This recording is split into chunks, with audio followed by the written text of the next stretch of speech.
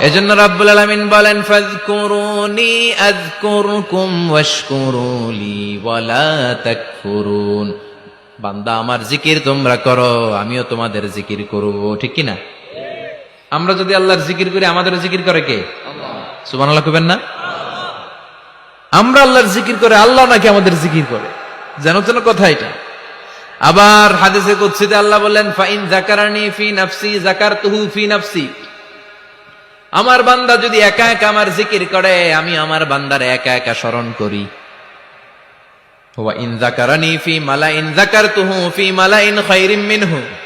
এরকম মহা সম্মেলন করে যদি কেউ আমি আল্লাহর জিকির করে, আমি এর চেয়েও বড় মহা সম্মেলন ফেরেশতাদেরকে নিয়ে করে আমার বান্দারে স্মরণ করি। আল্লাহ। ওয়া ইন তাকাররাবা ইলাইয়া শিবরান তাকাররাবতু ইলাইহি যিরাআন। আমার বান্দা যদি আমার দিকে এক বিঘত আসতে চায়, আমি আমার বান্দার দিকে এক হাত এগিয়ে যাই। আমার বান্দা যদি আমার দিকে এক হাত আসতে চায়, আমি আমার বান্দার দিকে দুই হাত যাই। ওয়া ইন আতানি ইয়ামশি আতাইতুহু হারওয়ালা। আমার বান্দা যদি আমার দিকে হেঁটে হেঁটে আসতে চায়, আমি আমার বান্দার দিকে দৌড়ে দৌড়ে যাই। সুবহানাল্লাহ পড়েন।